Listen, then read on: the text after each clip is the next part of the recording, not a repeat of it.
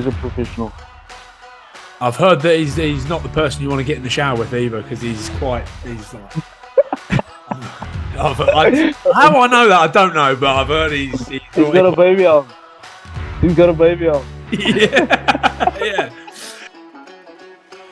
Hello and welcome to the RugbyPass Offload with Freddie Burns and Ryan Wilson. And later on in the show, we will be joined by one of the most talked about men on and off the field in Springbok World Cup winner Elton Jantjies. Firstly, lads, we've been blessed with another weekend of incredible rugby. So much to get through. How did you both enjoy it? Boys, we're going to be here for about 3 hours. Holy rugby. I've never seen so much rugby in my life. Fuck, there were some games at the weekend, weren't there, Freddie? You watch any of them? No, I watched them all, mate. Start to finish. Nobody could have watched them all.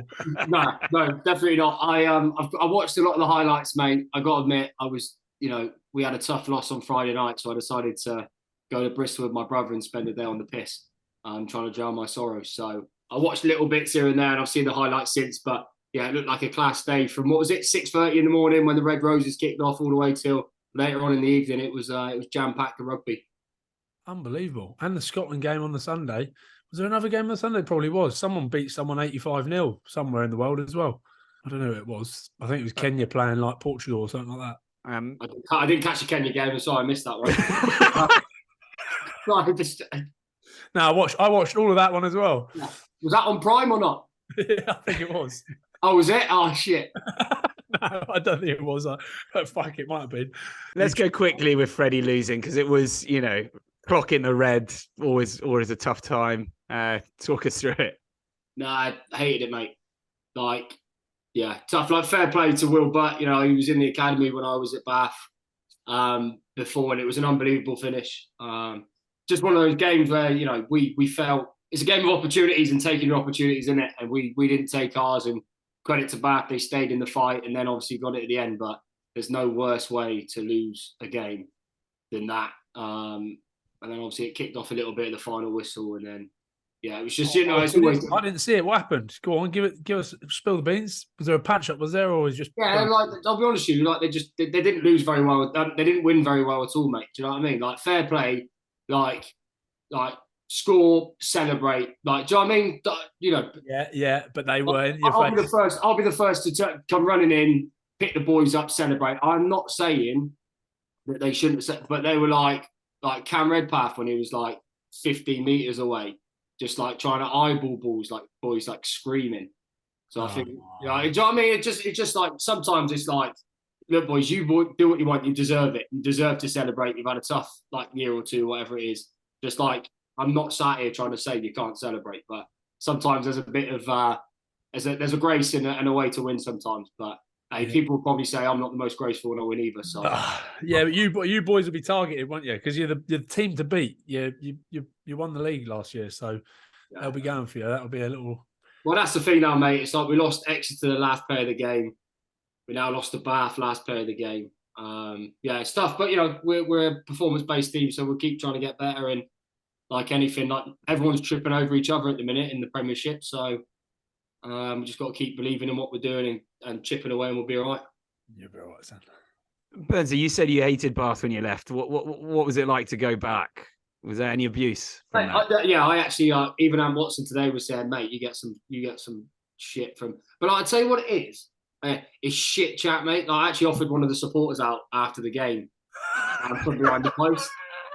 No, because I'd so obviously they're raised up a little bit, aren't they? And again, I don't mind losing, but I'm stood there, obviously gutted, head down, and some blokes above me or some kids, and they're calling me just a shit cunt, but not just once, 5, 6, 7 times, to the point where they're 3 meters away from me. All right, they're 4 meters higher than me because they're. You can't just shrug it off. Constant. So I just turned around, I just looked up and I just said, mate, I said, come and see me at the tunnel at the end of the game and say it when you're face to face. And I didn't see him, but some kid who I thought was him come and ask me for a photo, and I told him to fuck off. But the thing is, it's one of those, it's such a tough, I don't know how you feel, Ryan, but sometimes it's easier to lose by getting pumped and just being able to put your hands up and say, boys, we were shit, they were miles better, all this sort of stuff. And as much as Bath deserve to win, there's nothing worse than losing like last play of the game like that. It's just such a tough one to take. That. Yeah, when you get hosed, people then start to feel sorry for you. Whereas where it's that close, they don't for some reason. Whereas it's actually harder to take as a player that you've just lost the game like that. Yeah, it's backwards, isn't it? But like I said, mate, I'll say it again. Like I credit Bath, like they're three in a row now. Like they hung in there, and like that Will Butt finish at the end was just. Do you know what I mean? Sometimes if someone delivers that, you've just got to take your hat off a little bit and be like, fair play. It's a hell of a finish. I wonder if we can find out who the bloke calling you a shit CUNT. Well, mate, there's about 15,500 there on Friday night, so it won't be hard to find one of them who wants to own up to it. Yeah, write in if you can. I don't know what the email address or if we even got one, but tag RugbyPass. Tell you what, just DM me like the other fucking 100 people did. Usually on the final, so I'm like that. That's always good. They always pick me up. How good. But no, it's all good, mate. Anyway, let's move on to more positive rugby shouts out of me. Let's put my little violin away, eh? Yeah, bless you. Let's do exactly that, Ryan. You nearly witnessed history in Edinburgh on Sunday, but sort of ended up watching normal service resume as the ABs beat Scotland, sadly, as they always do. Having gone 40-0 down, how good was that kind of initial comeback to lead 23-14 at the break? Wow, will you imagine me after 14-0 down in 10 minutes, you're like, oh shit, here we go. This isn't going to be good. And I'd spoken a few things before the game and people said, what's your score? And, when you're at Murrayfield, they expect you to go, Scotland are going to win by fucking this. And everyone goes, yeah. And I was like, Scotland will win by 1. And everyone's like, yeah. And I was like, lose by 30.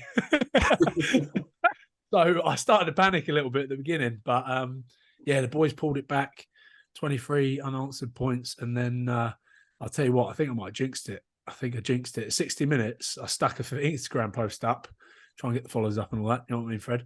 Yeah. Then, are we going to do it at 60 minutes? Mate, 63 minutes, 3 minutes later, yellow card, they score. Perenara comes on, the Ricky Ioane, Cody Taylor, and that's probably what did it for them, to be fair. Like, the yellow card wasn't great, but they had a strong old bench that came on and finished it off. So, I know you're going to ask me about Perenara's comments. Yeah, that is weird though, right? Like, surely that's one of the more annoying things as a player when you hear somebody else saying, like, so TJ Perenara said after the game he never felt they were going to lose against the Scottish, even when they were trailing by 9 points going into the last quarter. Don't you hate hearing? I mean, having hindsight on your side and being able to say shit like that? Well, I suppose it's just being honest, because you do it when you pull those ones back as well. You probably don't say it in the press, but you go in the change room and go, like I felt like we were always in control. We were going to pull that one back. So I don't mind so much. It's the All Blacks, isn't it? And fucking everyone's slagging them off and saying what, worst All Blacks team have got, for how many years. But still, look at that team they've got. They're outstanding. But credit to Scotland, I'll tell you, Finn came back in, pulling the strings, getting the ball out wide, back three for Scotland. Hoggy, Darcy Graham, Duhan van der Merwe, they were awesome. Scotland had 4 chances I reckon they should have had. Would have put it out of sight, but that's it. But I tell you what, atmosphere-wise, it was so good. They had the Lone Piper doing the stuff for Remembrance Sunday. They did. They had Doddy Weir coming on, and that was 5 years since he walked the match ball on against the All Blacks last time at Murrayfield. And God bless him, he's deteriorated, but the work that he's done is outstanding. So he got a pretty big round of applause. And then the hacker to wrap it all up.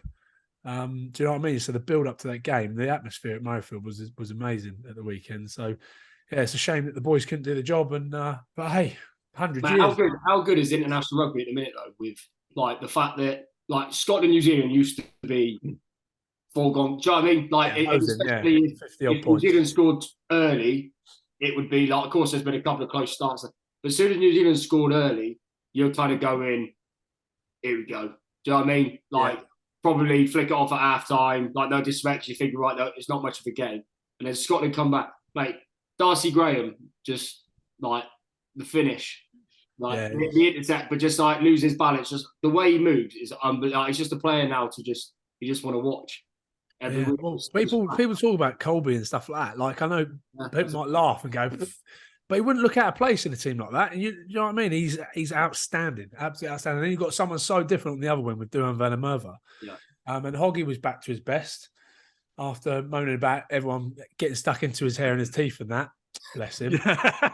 Come on, I mean, Ollie. how fuming would you be though if you were him? And I know they got the penalty try yellow card, but obviously he scores that. It's like a hell of a try. You know what I mean? Like your eyes lit up, he would have.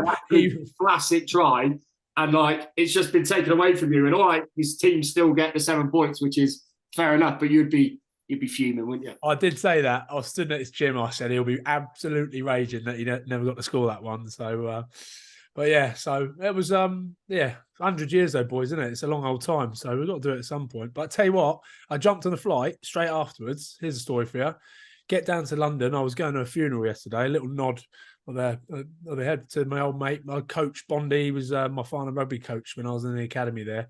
So I was at his funeral yesterday. But got down to London Gatwick, right? Plane's delayed. It's like 11:30. I've missed all the trains. I'm trying to look at Uber, £120 Uber. I'm going, oh, fuck, here we go. None of them coming. Couldn't get a taxi. Some bloke in a Scotland jersey tapped to me. You going back to Farnham, mate? I was like, sorry? He's gone, oh, well, you going back to Farnham? I was like, yeah, I'll give you a lift. I was like, what? Chances of that? A bloke from Farnham Rugby Club, at my old rugby club, and he was like, yeah, I live in Farnham. I live just down the road in the Bourne. And I said, oh, I'm at 6 Bells. Yeah, I'll hop in. Gave me a lift home. How good.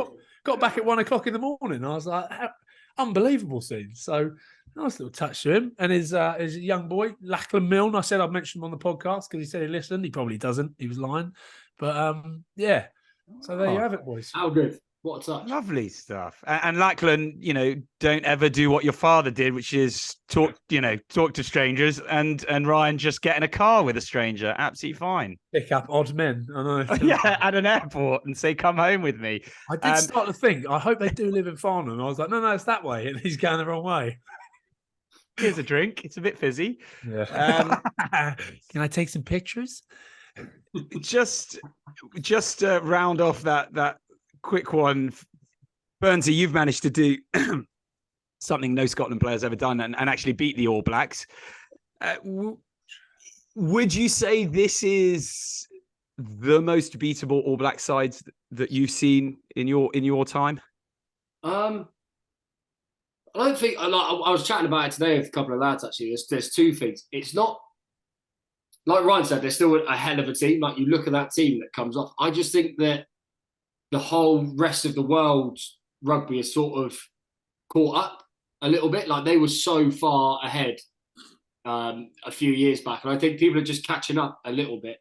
I still think I worry for England this weekend. I think England have got a great opportunity, but also there's that little bit inside me that's saying this All Blacks team is due a massive performance. Do you know what I mean? They're due a big one. So yeah, I would say across the board in international rugby, I'd say it's the most even it's ever been in terms of, I've honestly, anyone could beat, even going into that England-Japan game, I thought England would win, but you weren't like, oh, it's a foregone conclusion like it was before. I know it ended up being quite comfortable, but do you know what I mean? I'm not so sure whether the All Blacks have got any worse as opposed to everyone else has just caught up and got a lot better. Will England beat them this weekend? I think they will. I think they will. I think both teams, what you've got is you've got two teams with a hell of a lot of potential that's probably misfired in big games. If there's a time, it'd be interesting to see what England do with the back line. If they do go Smith, Farrell, Tuolangi, it's about time that sort of fired. Who was it the weekend against Japan? Did they go? They went Guy Porter at 13, didn't they? Oh yeah, they did. Yeah, you're right. But I've always said this. I know we're not on, but I'm of the side of I would start Farrell at 10. I would play Manu at 12, and I would have like a Slade or a Porter at 13. And the only reason that I generally think Marcus Smith is one of the best fly halves in world rugby. However, you look at the team around him, especially that back line. Obviously. Ben Youngs, Jack Van Portfleet play for Leicester. Obviously, Marcus is at Quins, but then you've got Farrell who's at Saracens. You've got Guy Porter who's at Leicester. Like the spine of your back line, and you've got Freddie Steward who's at Leicester. The spine of your back line play a very sort of kick-heavy game plan. It's not the Harlequins. If you're going to play Smith at 10, pick Kerr at 9, put Marchant at 13, But do you know what I mean? If that's the style you want to play, I just feel like he is, unfortunately, the contradiction to the way England want to play in terms of club level, what they do week in, week out. That's not to say he can't deliver England's game plan. I just feel like you play like a Farrell, Tuolangi, Porter or Slade or something like that. And then when the game breaks up a little bit, bring Smith on and let him just run riot. Is my personal opinion. But yeah, no, I agree. I agree with you. It's all about connections and who you'd have in there playing with who. And I don't think you're far wrong. And that's what I think with Scotland you definitely saw. I reckon that back line for Scotland at the weekend against the All Blacks, you'll see that at the World Cup, opening game of the World Cup. That is it. Ali Price, Finn Russell, Sione Tuipulotu, Chris Harris, and then that back three that I spoke about earlier. And that's it. Tooney's gone for experience in that game and they've gone close to the All Blacks. That's where you're seeing people are still trying to test different things out. And I think Scotland have found their backline there, although we didn't win against the All Blacks. And I don't know, personally, I think England will lose this weekend. But I think it'll be a close game. I thought they were a lot better the weekend. They were a hell of a lot better the weekend. Yeah, the Japanese defence was pretty crap. What's his name? Matsushima? He didn't have the best of games, did he? He got absolutely cut apart. But the Japanese weren't as good, but England looked a lot better. How good was Freddie Steward? Mate, the guy's unbelievable. The 2 points on 2 points on that. Ryan, I agree with you. If Eddie Jones sees Smith, Farrell, Tuolangi as his centre field, his midfield partnership to the World Cup, he has to stick with it now. Do you know what I mean? You can't change it back. So that's why I'd expect you'd see him run that Smith, Farrell, Tuolangi again, just to try and give him games before the World Cup. Second thing on Freddie Steward, mate, the guy is just he's unbelievable. His start of last season, remember we played Exeter, and the main thing that impressed me about Freddie Steward is his temperament. So it's not even the fact that he's got a lot of players have a lot of talent, a lot of skill, but for him, he is unfazed in what seems to be all aspects of the game. You never look at him, he never looks flustered, he never looks struggling.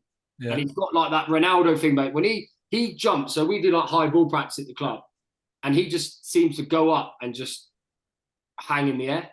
Yeah. Literally just gets up and stays there and just commands that area. And then I think what you're seeing now is him develop a more attacking style, a more to his attacking game. But yeah, he's impressive, mate. Has he moved out the uni house yet? I don't know, mate. I don't know. I remember at the end of last season, when it was hot, he was sat on the roof of his garage, on the main road in Loughborough. And I was like, Freddie, mate, you're Freddie Steward now. You're an England international. You're not a Loughborough student. Just stood on your roof in the pair of budgies, just sort of chilling. People are going to be like, "What the fuck are you doing?" But nah, maybe don't that's change. Don't change it. Maybe that's the key. See when he moves out of there, things might go south. I think him and Dan Kelly have moved in together now. Oh, have they? But you're right, mate. You got don't. If it ain't broke, don't fix it. Exactly. I think it's awesome. Get your testicles away when you're on the roof of a blooming main street. Do you know what I mean? Don't invite unwarranted attention. I don't know. I sort of like that as well. Yeah, fair play. That's why I got in the car at the weekend. Don't teach him from my mistakes, mate. Just keep your head down. To be fair, we loved him on here. He was exactly what you've described there. Just not flustered about anything, happy to answer all questions. Just came across, very sound. Mate, he's so quickly. He's an England international, right? And we don't have to go into it, but we all know that those England internationals are paid very handsomely per game. A game, throw it out there. We don't. Yeah, I'm just gonna say handsomely. All right, £25,000 a game. All right. Right, and he'll rock up to training. He's not worried about his lecky bill, is he, or his gas bill? Hey. Oh, but I reckon he is though. Because he'll rock up to training in a pair of shitty grey jeans, right? Grey jeans, grey joggers with a hole in, mustard socks and Birkenstocks, mate. Honestly, it is but it's the look, man. It's the new all the kids these days. Apparently, looking homeless is in. You know what I mean? But he's just he's a top bloke, mate, and a hell of a player. Let's move on to arguably one of the closest best matches that we've seen in a long time. Handing it to you, Ryan. We don't do it enough often. You called it correctly. The Women's World Cup final. England, after not losing for 30 matches, I think stretching like over 3 years, the Red Roses losing to the Black Ferns in New Zealand, 34-31. Is that the best World Cup final we've seen since like 2003? It was fucking mental, wasn't it? It was so to and fro. Oh, such a shame about the red card. I hate red card in the bloody final. There's nothing worse, is there? And it probably was one, but it wasn't the worst, was it? So again, orange card. Yeah, give it. You know what I mean? Just give her the old 20-minute orange card and get someone else on. But yeah, it was an unbelievable final. Holy maul, by the way. I mean, that was England's go-to, wasn't it? 1,000 mauls. But yeah, the Black Ferns pulled it out of the bag like I thought they would. I don't know, would it be a different story if they didn't have that red card? England looked pretty handy early on when they had 15, but they stuck in there. It was a fucking good old game.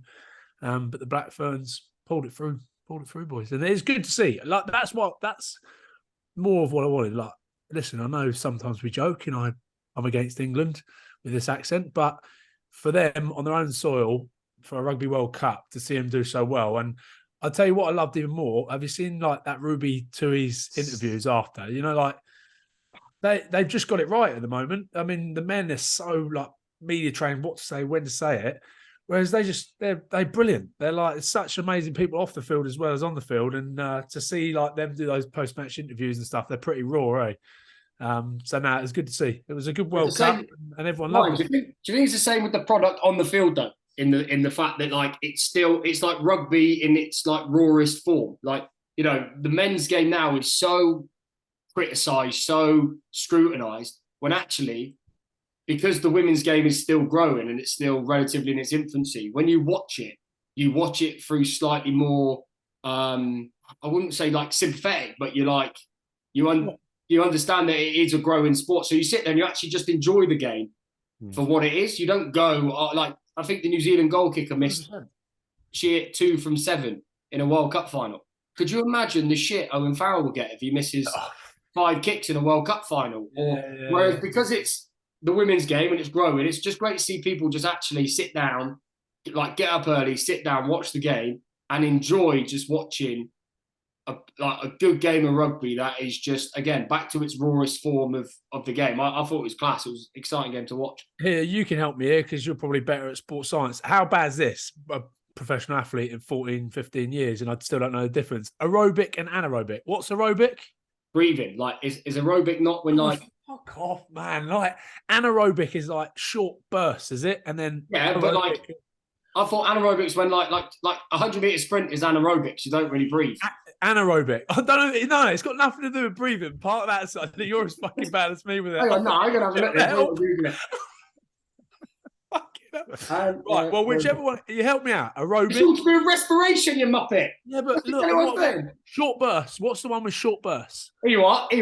Anaerobic respiration is the not respiration. Like it's fucking anaerobic. Which one's like short bursts? Anaerobic is the one without oxygen, so that would be like the sprinting, right? Anaerobic. Well, I just say. Right, so here, this is where I'm going with it. Just relax, just flow with me. Here we go. Ready? Anaerobic. The men's game is anaerobic. It's all about short bursts, stopping every 2 fucking minutes for a penalty. The women's game is like it used to be, more aerobic. The way that the ball in play time is something like 8 to 10 minutes more than the men's game. So it shows that you're right. They've got it right. They're throwing the ball about a bit more. It's not constantly stopping and starting. Why is that? Like what? Because is it something to do with power athletes now? And not being rude, but the women's game, it just flows a bit better. And you know they're not as big and fucking all about muscles smashing into each other. They throw the ball around. So you're right. It's a different product of rugby. Yeah. And people are looking at it going, actually, probably doing better than the men's game right now. It's a great spectacle. It's the same with it's the same. I know it's slightly off topic, but it's the same with the Lionesses in the football in the summer. Yeah. Like it just almost feels like it's a purer form of the game about what it was, and you just sort of enjoy it for like, you know, for what it is. And there's still some athletes in that though, isn't there? Like some of the some of the hits that go in and some of the skill sets are unbelievable. But you just see it through maybe slightly different eyes, which I think is where we probably want men's rugby to go as well. I'll tell you one thing though, neither of us could get a sports degree. Fucking, you weren't sure about the older mate. Mate, I was 100% sure, mate. You just didn't let me finish. I didn't have a fucking clue. I didn't have a clue. And there's me throwing out stats 8-10 minutes more. I just made that in my head, really. Is that you just made that up? No, I did hear that somewhere. Someone told me that. So you made it up. Right, can we move on from or elite athlete chat? Anaerobic. I was going to say though as well, like fair play to the Black Ferns as well. They got, obviously the England maul was unbelievable, and then they get that penalty kick it 5 meters out, last play of the game. You think for all money England catch drive try, and to chuck someone up there and nick it, you just think, well, do you know what I mean? It was a hell of a final. I was gutted for the Red Roses goals, but it was a hell of a spectacle that could have gone either way. Now, let's move on rather to Italy's incredible historic victory in Florence over the Wallabies. There was amazing performances all around, but how big of a statement win do we think that is, Burnsy? No, it's massive. I think, especially considering, I think we've even sat here and sort of everyone's questioned Italy's place in tournaments like the Six Nations and all that kind of thing, being like, and for them to just turn around, they've obviously been building on something and to start getting results now. Because unfortunately, regardless of performance, people only care about the results. So, for them to finally get that win was class for them. And, it always helps when it's over the Aussies, done it. Always a bit sweeter as like an Englishman for me. But no, it was class and no less than they deserve. So the one thing now, you want them to just kick on. Do you know what I mean? Take it. I'm not sure who else they've got left. But the rest of the autumn and then into the Six Nations, if they can get a scalp in the Six Nations as well, it will just sort of push people on. I know they beat Wales last year, but do you know what I mean? Just keep taking these scalps. It'll be, they'll go places. Yeah, they got the Springboks at the weekend, so that's me ahead of a test for them. Ryan, a friend of the show, Drew Mitchell, called it poor coaching and decision-making by Dave Rennie, your friend, to arrogantly change 12 players in a team when you're in 7th in the rankings. Do you think Drew's got a point? No, I don't think it is arrogance. It's definitely not arrogance. I'll tell you that for sure. Unlike what I said with Scotland, look at Scotland face the All Blacks. I mean, with all the saga around the Blair Kinghorn stuff and Finn Russell, Tooney put his most experienced team out for a long time with the likes of Fraser Brown coming back in at hooker, Richie Gray being out there. I feel like Dave's still trying to just get players out there, play different players. It was a completely different team. I don't think it is arrogance. I think he's just seeing an opportunity to get some other players at game time. And I hope that that's sort of something that's been discussed with the Australian Rugby Union before, you know what I mean? So they're looking at it and going, we know that you're testing players coming up to World Cup, but at some point, it's going to need to start picking a team. But you look at the players that are still out for them. They've got so many good players that aren't fit. Our old mate Samuel Karevi from last week, Coram Betty, guys like Perese, who was outstanding last autumn. Again, Quay Cooper. I know he threw a few of the different guys in, and we spoke about it, didn't we? We spoke about seeing Pete Samu go out there, and it was a shame for some of those guys. But Burnsy, you'll agree with me with this. When you change up a team, 7 or 8 players, suddenly there's so much pressure because you're like, fuck, we've got to win. I felt like that for the All Blacks. Suddenly they made a load of changes again for the Scotland games. All those players are under so much pressure because they suddenly got a chance. There's so many of them thinking the same thing, thinking, fuck, we better not fuck this up. So I think Renz is still in a transition period where he's trying to just get as much game time for all those players. And you'll start to see him maybe try and get a consistency. And again, like I said, I know I've harped on about it. It'd be interesting to see what Scotland do this weekend, whether they truly just goes for consistency now and puts out the same team against Argentina. Because with the RGs coming up to Murrayfield, I mean, they're going bloody well, aren't they? The thing is with that as well, Ryan, is it's a double-edged sword, mate, isn't it? It's like, yeah, you make those changes. It is hard to come in and get the continuity and all that sort of stuff and opportunity. But at the end of the day as well, that's those blokes' opportunities to put their hand up for a World Cup. Yeah. So part of you has to be like, you got to fucking take it as a player as well. Yeah. Like, do you know what I mean? Yeah, there is. It's not as simple as, you come in and it's going to be all right. But you have to, as players, like that's arguably their opportunity to play well, put their hand into it. So it's always a double-edged sword with that. It's a tough one as a coach to do just put in a couple of changes and sort of see what happens. But fuck me, as players as well, they've got to be better at taking that opportunity. You'd argue that Australian team should still beat that Italian team, really. Yeah, but then again, listen, the Italians are fucking hell of a lot better than they have been. They threw the ball about, scored some nice tries. So fair play to the Italians. Good on you. Ange Capuzzo. What a man. Did I say that right? Yeah, and Capuzzo. Bella. Let's also, we obviously can't go into every single detail of everything that's happened, but a fabulous win for Wales over Argentina and Ireland. Not as fabulous a win, but still a win over Fiji. Sadly, we don't have as much time to discuss it. Big match between South Africa and France. So we are delighted to be joined by World Cup winner Elton Jantjies to get his thoughts on how South Africa are doing this series and also delve into his career so far. Let's talk about this amazing match over the weekend. First things first, Elton, South Africa clearly in desperate need of a fly half. It must be incredibly frustrating for you not being able to help them out currently. It was a tough game, I must say, but I must say there was true character from the boys, especially getting that red card. Because I watched that game and it was intense. I really thought we were going to pull it through, especially with the experience we've got and the way we want to play. I really think that came through, but it fell short with that last try. I won't comment on that.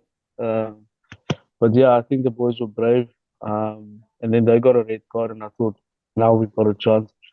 But we fell short. I think Damien is doing well. I think it's a time to have someone else getting experience at 10 as well, because it's always me and Andre that's always there. And now that we're not available, I think it's a perfect time for him to mold as a player. I told him a few years ago I would really like to add towards you playing fly for the country when I'm finished. Even though he's playing as a utility at the box, but I think he's doing quite well at the moment.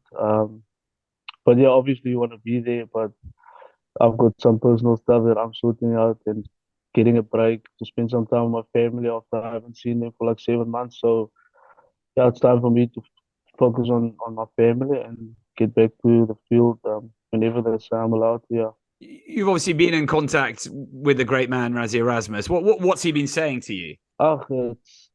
It's obviously tough for me to just take a break and have some time on my own and with my family, but I also understand that because he knows me, I'm always rugby, full out 100%. And like I said, from my injury in February, I haven't seen my family much. So this tour is quite important for me to take time off and spend some time with my family, especially with next year being the World Cup year. That's normally the time where you're not at home quite a lot for training camps and stuff like that. Let's delve into that match. You mentioned a few of the things already. The Peter Steph du Toit red card. You know, if you watch the replay, it appears he was pushed by Quagga Smith. Although, you know, the outcome, I mean, for everyone here, was it a blatant red card or any discussions around it? There's so many factors, isn't there? There's so many factors because, I mean, there's the roll on the ground. Dante goes over, misses the ball, almost falls. He gets pushed. His head's down. But this is it. This is the problem with rugby at the moment. I mean, before we jump on to the next one straight away, I don't think the DuPont one is a red card. Like, we'll get onto that later on. But I just think there's so many collisions in the game now that are just getting like microscoped on. Listen, he's absolutely clocked him. He's done some damage there. It was a little bit reckless, but when you look at all the different factors, it's reckless, isn't it? And that's the problem at the end of the day. I don't think, from what I've heard, and you'll be able to tell us more, Elton, he's not a malicious sort of bloke. He wouldn't have gone out to hurt that guy. I've heard he's a really good guy. So what's your take on it? We do everything about like below the law. You know, we make sure that we cover things like that when it comes to the ref and the law. We spend a lot of time when it comes to the law in terms of understanding the way they expect us to deal with things. But you know, as a Springbok, it's everything about physicality, and obviously that looks a bit ruthless. But Peter Steph is not that type of guy. He's a quiet bloke, and he plays hard rugby, and he gives everything for the jersey as well. I believe that's not something that he would wish to especially against France, such a big game, to get a red card. But I mean, we do certain things when it comes to the breakdown. It's just fortunate enough that the center was lying there and he couldn't get up position, and Peter Steph wants to try and secure the ball. So there's a lot of factors, but at that moment, the ref saw a picture, and that's why he got a red card. Because Damien also went with the same aggression, the same body height as well. So that's the way we do things. It's just that there was a player and his head was exposed. The thing is, as well, boys, as you know as well, that like a coach there is telling you that if any French, if you're a Springbok, any French boys around that ball, you're getting rid of them. Do you know what I mean? It's not like who was it? Who was the centre? Dante. Dante, yeah. Yeah. Like, it's not like he was bolt upright and Peter Steph has gone bolt upright, and like they're close to the ground, and all Peter Steph's thinking is, right, I need to get rid of him to clear the ball so we can play like speed the ball, get the ball away. Do you know what I mean? It's not like it's frustrating because he makes contact with the head, and everyone will say, "Oh, as soon as you make contact with the head, you're a red," and then it's mitigated down, whatever. But fuck me, like he hasn't done it to. Do you know what I mean? It's just tough when he's just playing the game hard. He's not trying to be like cause any damage or do anything like that. And it's frustrating, isn't it? Because even like you said, the Dupont one as well. I don't know what Dupont's meant to do in that instance either. Do you know what I mean? It's like neither of them really, in my eyes, have any other option other than to go and try and clear the ball out and Dupont try and catch the high ball. Do you know what I mean? It's not like Peter Steph's like, oh, there's an opportunity there, I'm going to crack him in the head. He's thinking, I need to get low to the ground, get him off the ball so it's there for our nines to get it away. So it's quite a frustrating one all round, but it's the way the game's going, in it. With the Dupont one, right? But talk to me about this, because he's coming across. I don't think he's taking his eyes off the ball at all. I think he's constantly looking, and he's just been outdone with a jump. Say he was standing still and the same thing happened, he wouldn't have got a red card. He probably would have got a yellow card. It's stand on the ground. So I think they've got to change the rules around it. They've got to change the rules or look at them individually, because at no point does he look at. Was it Cheslin Colby that ended up getting taken out in the air? Yeah. And I don't think he ever looked at Cheslin Colby because he was coming across the field. But say Dupont was stood still, looking at the ball, waiting for it to come down, and Cheslin Colby leaves the ground, catches it, and does the same thing. Is that Dupont's fault for not getting off the ground? I don't think it is. I think they need to have a look at the rules around that, because I could see it. I think yellow card maybe, if anything, but I don't think a red. So yeah, but it's always all fucking speaking again is cards, isn't it? Red cards and yellow cards. It's mental. Yeah. Mental. Well, let's have a quick break from the cards and talk about how South Africa still managed to go pretty much toe-to-toe with the French over that 40-minute period where they were down a man, mainly down to the performances of Willie Leroux and Eben Etzebeth. But Birdsey, how imperious were the both of them? Yeah, no, they were both the class. That pass from Leroux for the try in the corner is just, I love that. But like they are... I think when you play South Africa, you know that they're going to try and like drag you into a bit of the arm wrestle, into the physicality. Obviously, in the past, you've had France, and I think that's the thing that impressed me most about France in the last 2 weeks is they found that way to win. Pinot scoring last week, and then this week, like they're in that arm wrestle. Obviously, they then lose Dupont, albeit the Springboks are already down to 14. But for them, they'll take a lot of credit out of winning that game the dirty way, not necessarily winning it the flash way that we always say to France. But whenever you play South Africa, the physicality is going to be one thing this coming for you. But I've always been a fan of Leroux and his little silky touches. And sometimes when you've got a team that wants to batten the door down, those little intricate passes like the one he put in for the try was world class. The other thing you're sure of when you play South Africa is Rassie Erasmus going to throw some funny tweets out there afterwards. What about those? Come on, we got Elton. I know you're gonna. Elton, I know you're gonna keep your cards close to your chest. But as a player, is there times when you're like, just like let's just like say nothing. Nah, I think they're good. I'm with him. I know I like them, but I just mean as a player sometimes. Do you know what I mean? Like I'm lucky. I can't ever imagine Steve Borthwick tweeting after a game. You know what I mean? Which is great. But like, so, do you know what I mean? Sometimes you've all got a teammate who tweets something after a game, and you're going, I agree with him, but fuck me, like let's just not say anything. Or like, it's always interesting, isn't it? I think we at the Springboks, we old school, but also new school. So we kind of accepted the fact that you get social media, and you have to engage with people on a different platform. I mean, it's always the referees and whatever. But I think it's a good gesture to keep the people involved, and it's all factual stuff. So I don't disagree with that.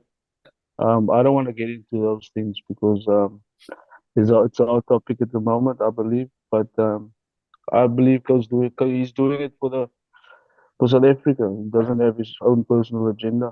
I think that's the most important thing.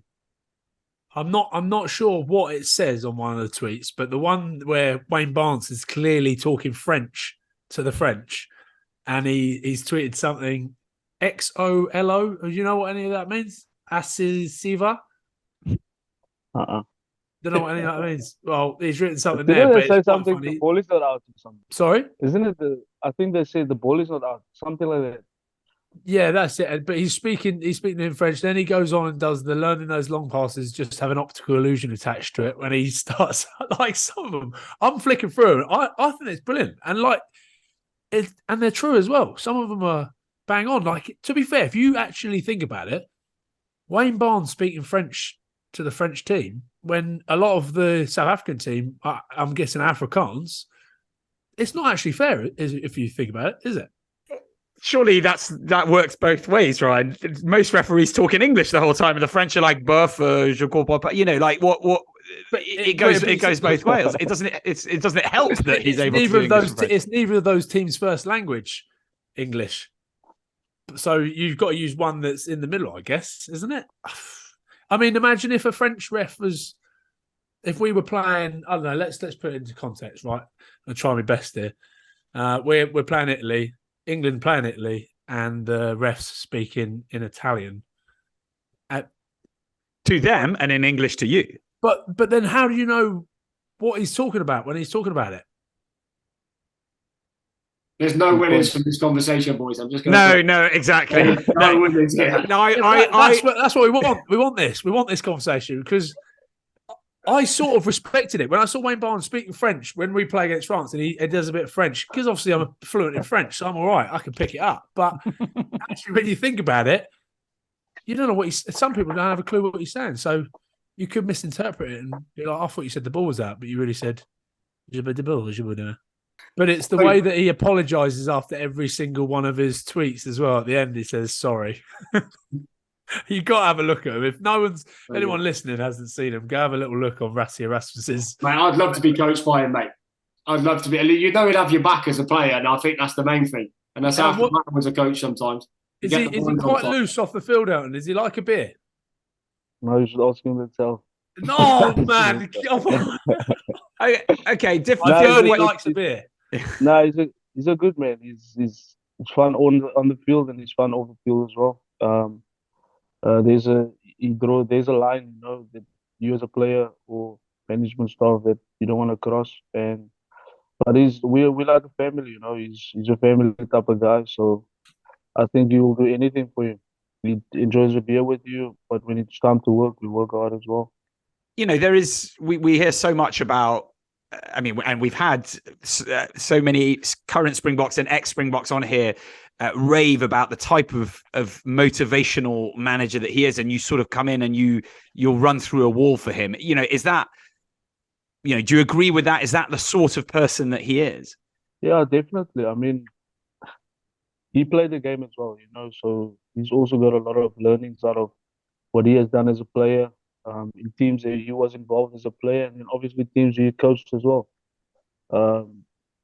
He's quite simple, He's not that graphic design and all that stuff in terms of a lot of things, but when it comes to being technical and being smart. I think he's the guy to go to. Yeah. Elton, have you been given some kind of clear indications of what you need to do to get back into the squad and ahead of the World Cup and potentially picking up a second winners medal? Oh yeah, I've got so 2 more weeks left, and then I'm heading off to France, and then get back into it. Getting straight onto the path, and then being ready for, I think June is the next test. So for me, it's just to get back after my break, to get back to rugby and just finding a form that I've always had, and then hopefully put me in a position to be selected. But we have a plan. We keep in touch every single week.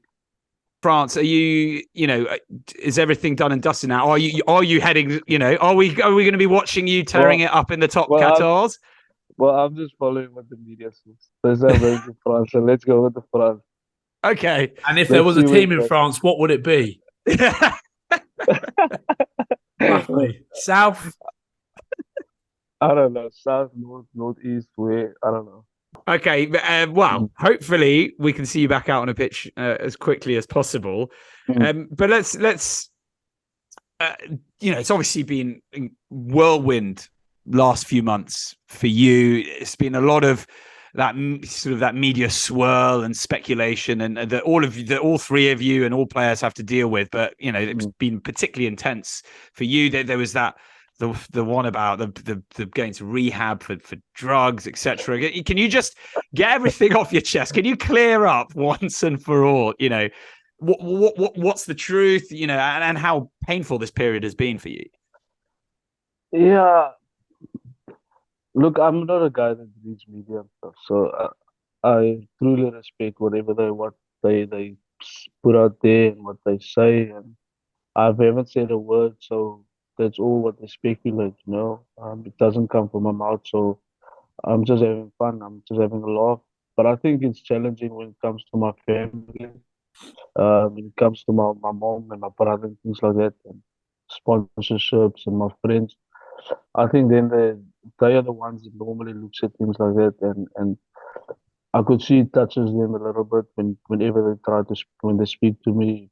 It's it's constant, this media type of thing, and I just tell them don't get involved, because everybody gets calls, to be honest. And for me personally, it's just to focus on my family.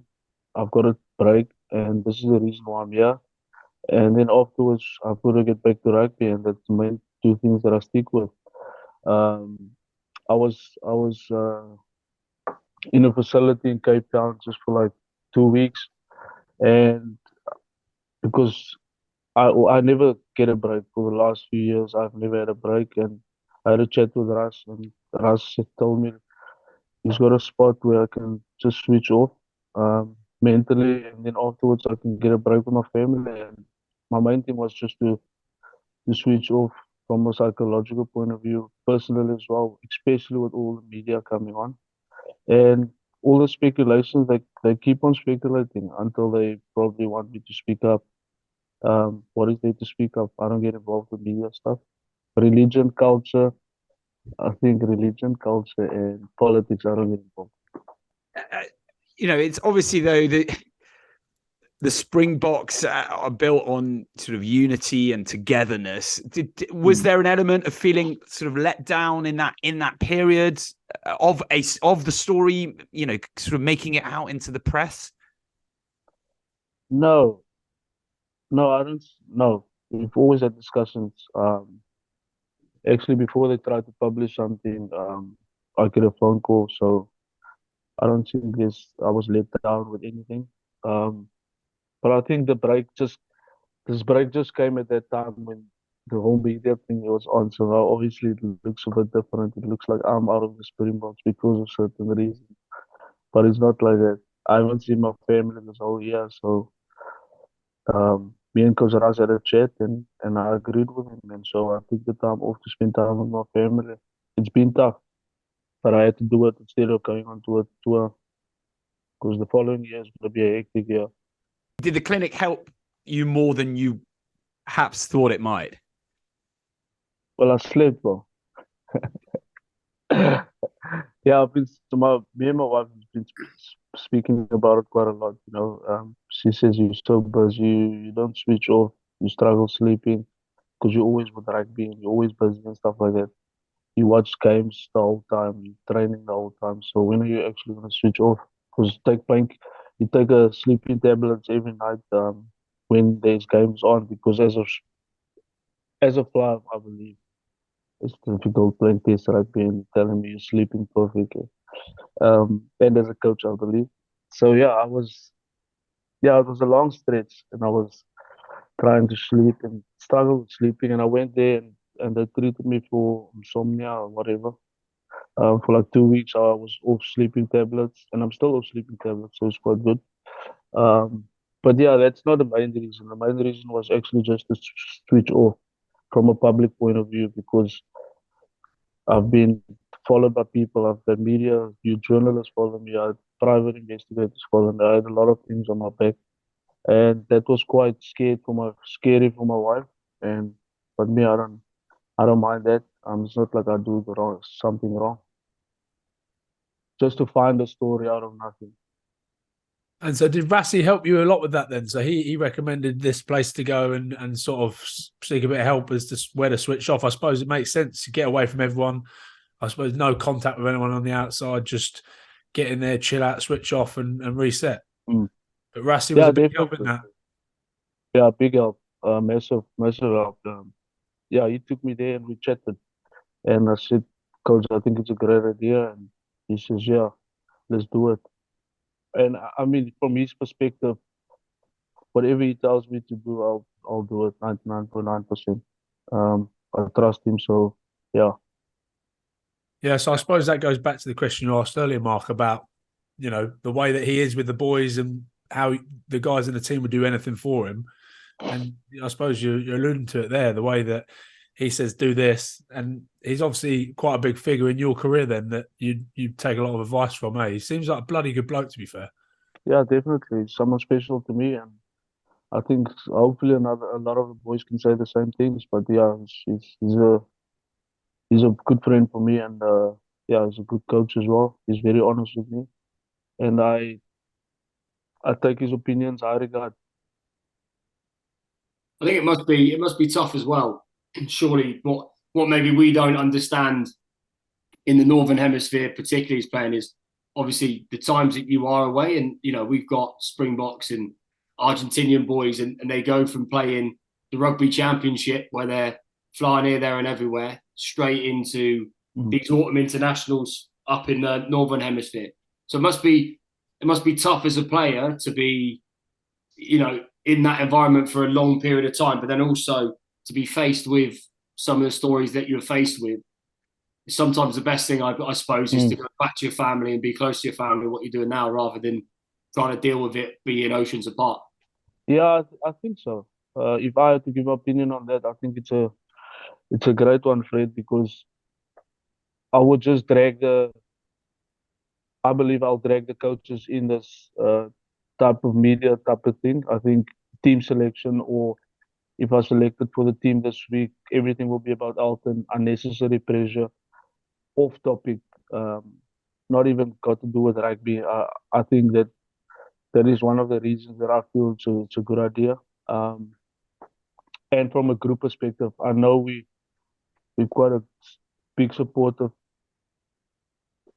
team. We're friends off the field and we're friends on the field as well. So I got a few messages from the boys to catch up how you're doing and stuff like that. But to be there, I believe also it would have put unnecessary pressure on the team. Even though it doesn't bother me quite much. And when it comes to the time away from the family, um, I got injured in Feb, and I had to fly to Cape Town, and I did my off that side, and I did my whole rehab period for like 2 3 months there, and then I went to Japan, spent there a week or 2 weeks.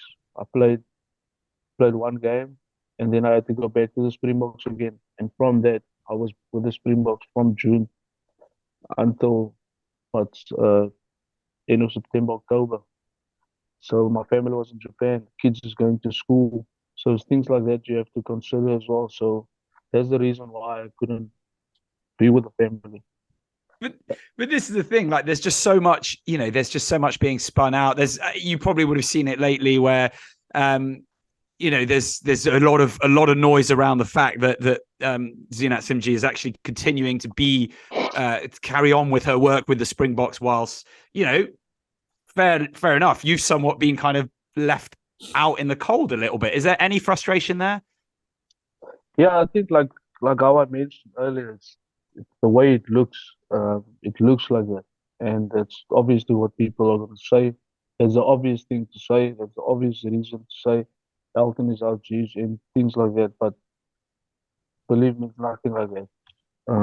Me and Rassie had a chat, and yeah, we stick to the plan. For me to switch off and then get back to club rugby and then get into the Springbok squad again. Are you on the phone to your agent every single minute of every day at the moment right now, picking, because I always wonder, as a non-elite athlete like the three of you, is there you're sort of picking from a menu somewhat, or is it just you weigh so many different things up, it's like a normal job offer, or is it a lot more because you're moving families, you're moving everything to do with what is effectively changing the next part of your life? Yeah, I think my wife is pretty used to the way I do things in terms of moving overseas, playing in Japan, then going to the Springboks. She kind of used to that. But I think the challenging part now comes when the kids are a bit older. They're starting to go to school. My first one is grade 1, and then the other one is grade R. So then he's going to go to grade 1. So it's going to be a time we have to settle in terms of a longer deal. And that's something that's obviously that I'm busy with the clubs.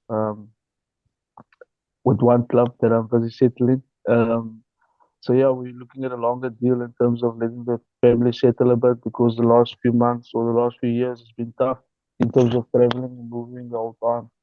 So hopefully they can settle and hopefully we'll be back at the Springboks, and then hopefully the kids can have a break and then we can all go to the World Cup hopefully. Freddie, where would you choose, mate? Having you've brought up here in the UK, would you, if you had the choice of anywhere you could go in Elton's shoes right now, where would you go? To law. No. I reckon. Anywhere in France? I think they're biggest, aren't they now? What's that? They're biggest, aren't they? Oh yeah. So that's true. Off the cards. That's true. But hey, anywhere in the south, get down to Biarritz, something like that. Live in the cobbled streets, like cheese and ham gun bleeders. Glasgow's a nice spot. The weather's great up in Glasgow. You should come up here, mate. Oh no. Make sure you're on a beach, Elton, mate. Make sure you're near the beach. Franco Smith's told me that he's been speaking to you. Don't lie. No, not to me. Who's Elton? Yeah, right. Okay. So how about I've got a lot of things that we want to touch about, like the start of your career and actually just your childhood as well, because we get a lot of, there will be teammates of yours or ex-teammates and there's been so many different journeys, how they've managed to get to that, to be a Springbok, which is such a big honor. Start us with your wonderful collection of tattoos. Can you tell us the personal struggles they represent? Oof. We'll be here all day. Look how many there are. Yeah, too much. Is there one in particular? Good side and the bad side. Oh, is that right? Is that what it is? Yeah. Oh, that's quite cool. We'll speak about it on some other time. Give us one on one each Yeah, side. one on one each. Okay, this is my father, the big man. He passed away in 2012. It's a major one. And then I've got the Lions one. It's for my 100th cap. First Lion to get 100 caps. And then this is a Springbok number. Oh, nice. What number's that? 819. 819. Yeah. So that's 3 major ones. Yeah. The Elton, rest just tells a story. Alfred, have you not got a tattoo when me and you played against each other at the Junior World Cup? In 2009 in Rosario, mate. Can you not get my face so I can just feature? I'll probably be on the bad side, but still, put it on there. No, you're the challenging side. I remember that. Fucking hell, that was some trip, that. Special. Where was that, did you say? Special. In Argentina? Rosario, mate, was where it was just, like, it was literally, I don't know how it was for you boys, but it was a game every, I think it was 3 days or 4 days. So literally, 3 days, yeah. Play, get pissed, recover, team run, play, get pissed, recover, team run, play, get pissed. And like, but every time we played a certain team, like we lost to you boys in the fourth playoff. Yeah. And then New Zealand won it. This was when they were carving up. I got so shit-faced that night. I ended up, we had to leave. Remember that did the Aka? Yeah. No, I can't remember. I was all I remember is finishing the game, getting steaming. The bus was leaving the hotel at like 8 a.m. for the 4-hour trip to Buenos Aires. I come around the corner at 7:55 with the New Zealand boys holding the Junior World Cup.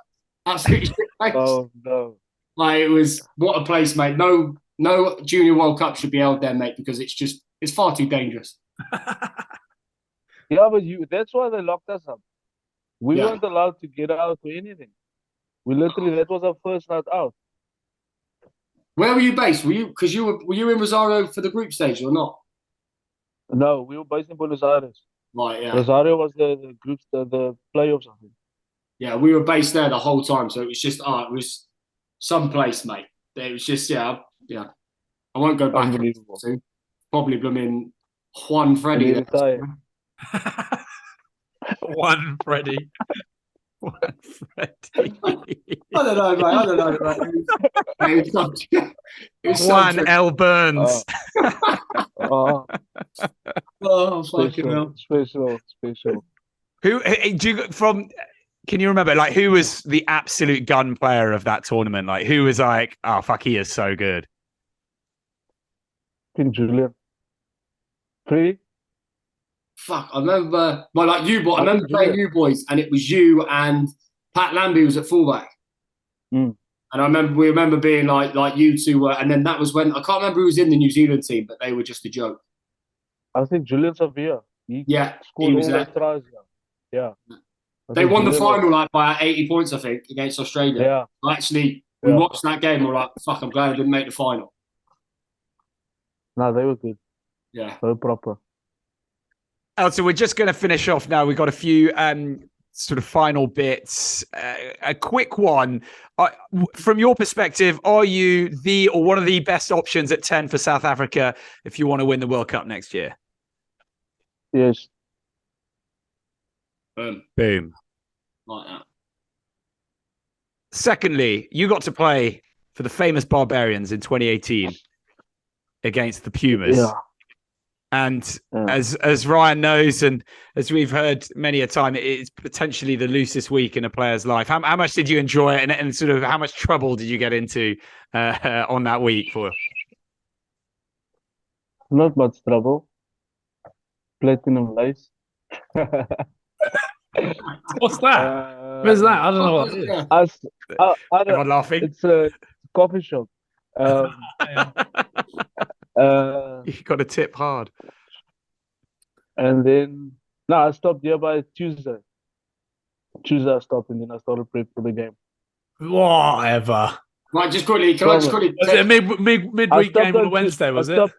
No, I stopped on Tuesday, and then some of the other boys also joined in the gym. I had to stop. And then restarted Thursday night. I'm a bit different. And Saturday night we restarted, yeah.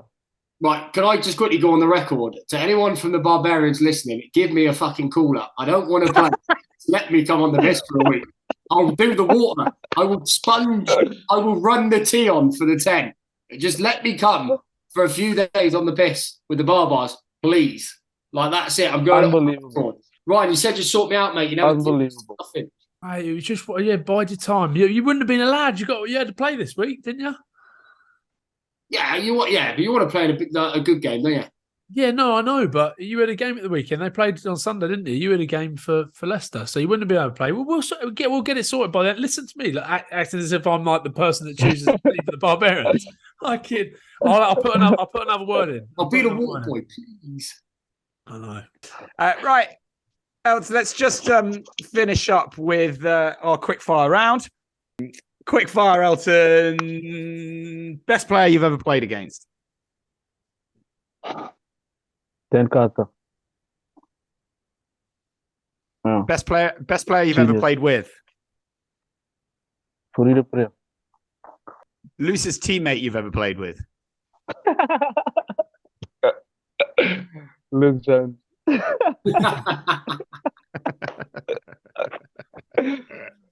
a teammate. Biggest fight you've ever witnessed in training? You have an Herschel. You have an exhibit against Rassie Erasmus. Oh, yeah, what happened? No, we didn't draw. We did training together, 15v15.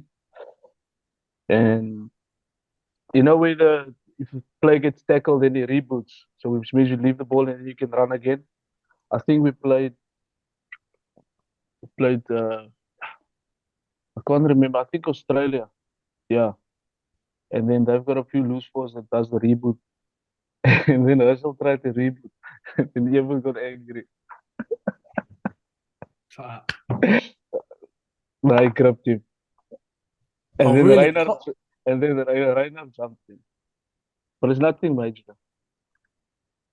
But did They just wanted to make did the rules. Eben connect? Did he connect though? No, just the shoulder. Oh, just a little Because it's not full shoulder. contact. Yeah.